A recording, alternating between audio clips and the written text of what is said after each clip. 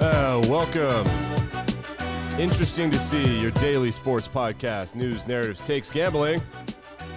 No clip for you today because today is my college football preview show. For those of you, there are two kinds of college football fans out there, like college football fans, and then those of us that watch. And I used to be a college football guy.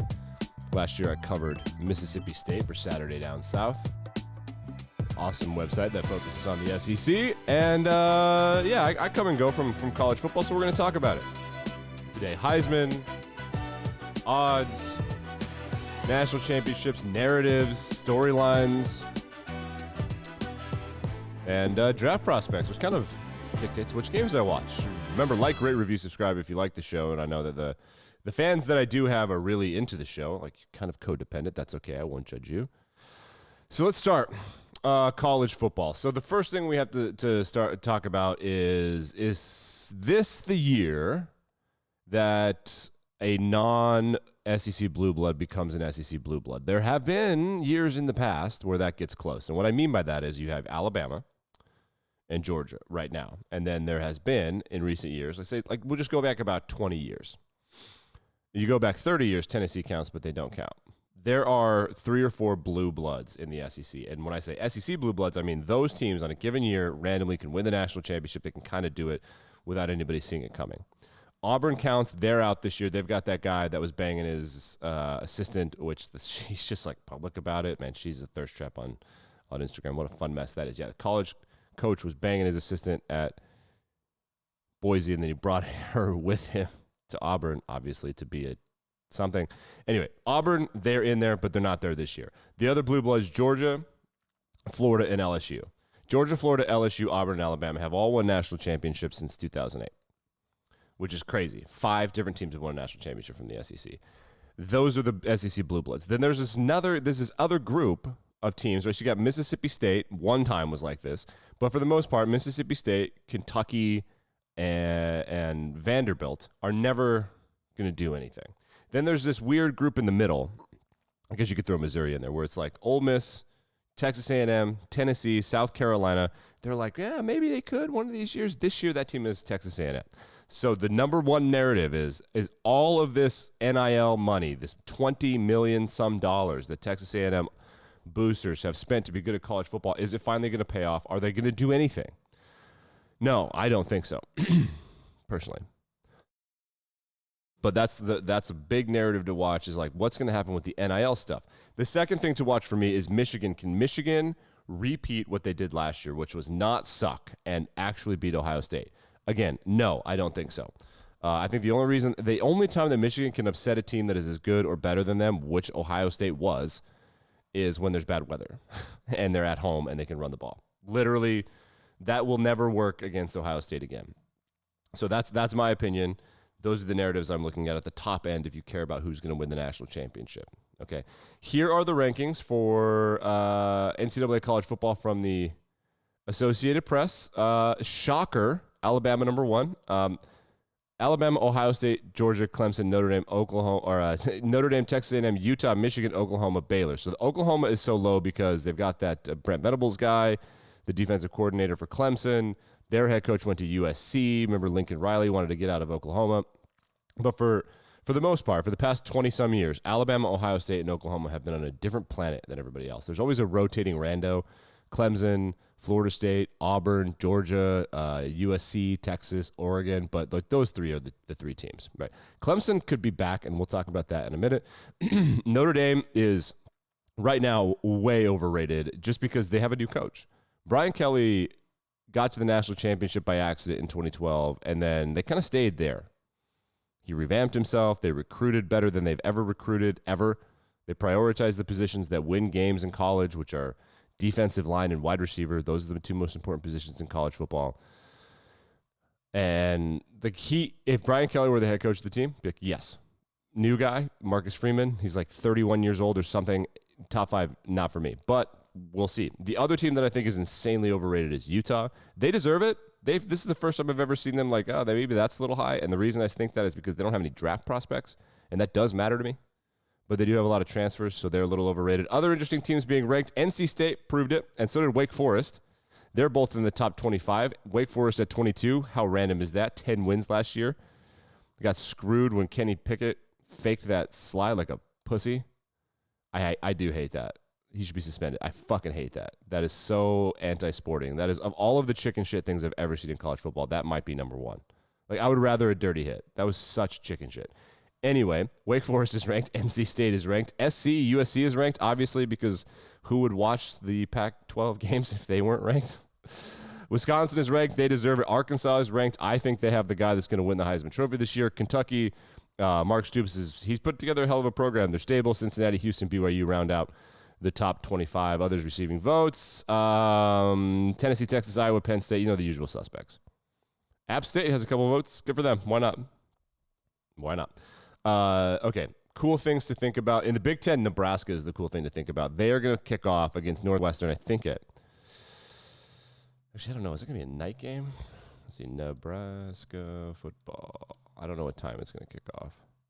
Yeah, noon. Noon Eastern, noon 30 Eastern on August 27th. The game will be played in Ireland against Northwestern. Nebraska is really interesting because they are one of the greatest teams against the spread last year. Like, the amount of games that they had that were one-score games, and specifically against teams that were significantly better than them, was really, really crazy. So watching them, like, this is the year, though. This is like you put up or shut up, like, get fired if you don't win 8 games this year. I think 8's the number. Even 7 going bowl eligible would not be good enough. You got to threaten. And that part of the west part of the Big Ten is garbage. They can easily make it to the national or the conference championship. Like Iowa, 7-point loss. Ohio State, 9-point loss. Purdue, 5-point loss. Minnesota, 7-point loss. Michigan, 3-point loss. Michigan State, 3-point loss. Oklahoma, 7-point loss. I mean, they were right there. Illinois, 8-point loss. You know, like they were in all of these 1 or 2 possession games. They just can never pull it off. So that's another narrative that I'm kind of interested in. So that's what's going on at the top. Okay, let's talk about players. One of the ways that I decide to watch college football is based on draft prospects and based on new things. So Ole Miss and USC are significantly better than all of the other programs at this point in time at the transfer window, heading into this year. Ole Miss and USC essentially imported new teams. In fact, Ole Miss has USC's old quarterback, who has Oklahoma's old quarterback. I don't know who Oklahoma's quarterback is now. Actually, now that you mention it. That's interesting. Who cares? So, Ole Miss and USC are going to be interesting. They've got a lot of people that have never been there before. They just essentially imported new teams, which is kind of fun. So I'm kind of interested in those guys. And again, you get with the recruiting at Texas A&M, they got a bunch of people as well.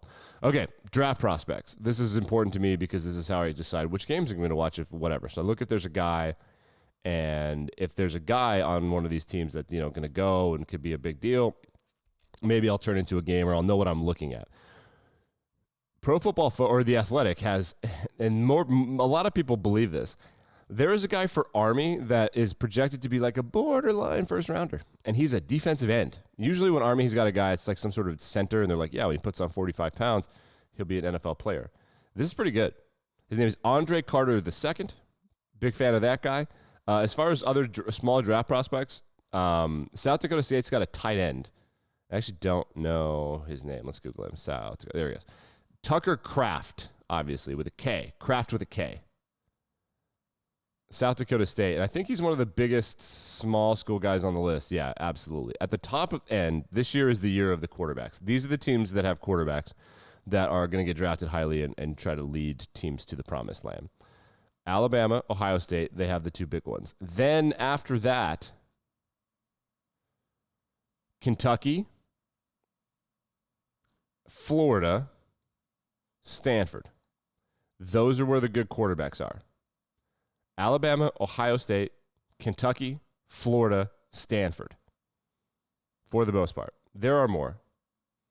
Interestingly, and this is a take that I have, I think this is my preview, during the COVID year, when Notre Dame beat Clemson, and Trevor Lawrence was hurt, and Clemson played DJ Uiagalelei, he was like the best quarterback I've ever seen in college. It reminded me very much of like Jameis Winston and actually Trevor Lawrence when they put this new guy in, and you're like, holy shit. Then he played all last year and they sucked. But they lost a lot of guys. Travis Etienne was essentially born into Clemson. He played there for like 30 years, it felt like. DJ Uiagalelei is not on a lot of people's lists right now, which I think is an abomination and just factually incorrect. I really like him as a prospect. He's the quarterback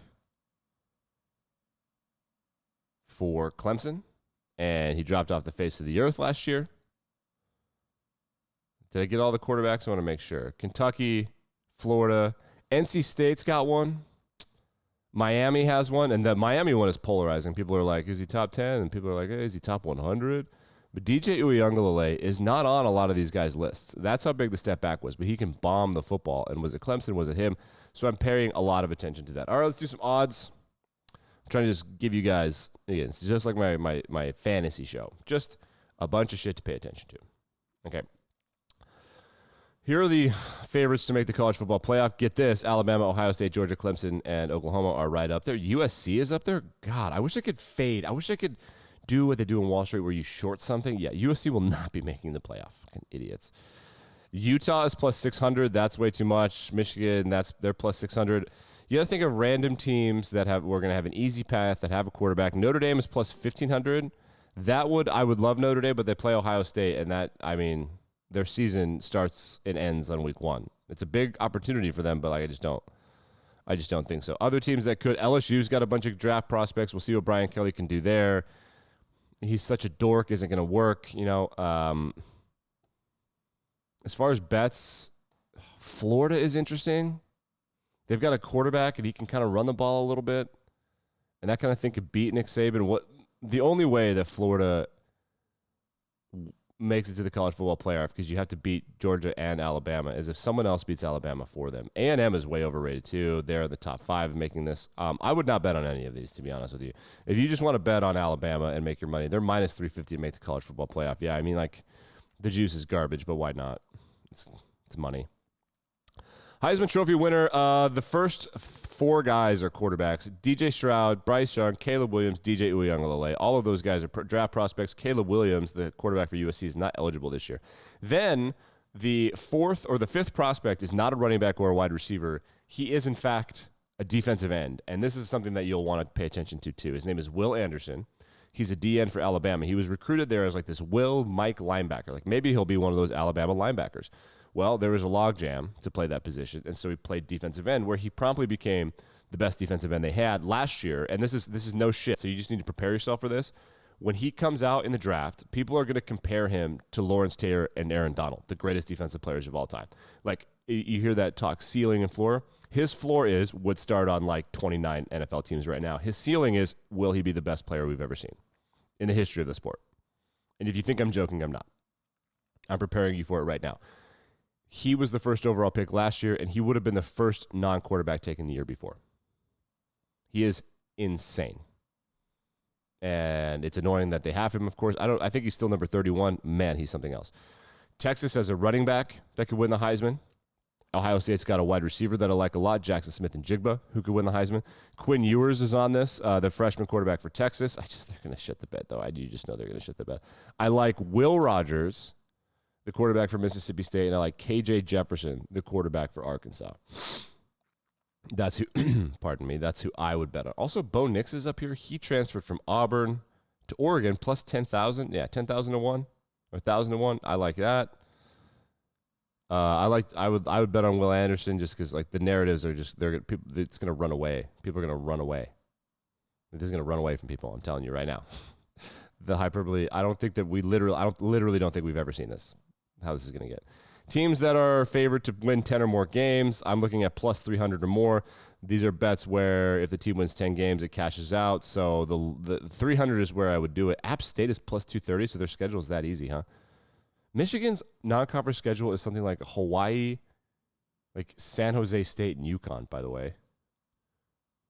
Ugh. Penn State plus 300, UCLA plus 350, Ole Miss plus 350, Florida plus 1,000. They don't think they can do it, huh? That's hilarious. Anybody else? All of the other ones that you would normally think of are favorites. Like Alabama is minus 3,500 to win 10 games. Like that is too much. Minus 3,500. So that's what, 3 regular season losses, and I don't even know. Yeah, that's not going to happen. That's a good point. So much of college football. And the more it changes, the more it stays the same, man. I'm fading Michigan. Utah's going to be a tough one. Starts this weekend with Nebraska and Northwestern. I think Nebraska's going to be good. I definitely think that Frost guy's going to get fired. But he won't get fired on Saturday. That's going to do it. We'll take a look at what's going around the sports world. Yanks, Mets, Little League World Series. We'll get back to sports news tomorrow. Like, rate, review, subscribe. See you then.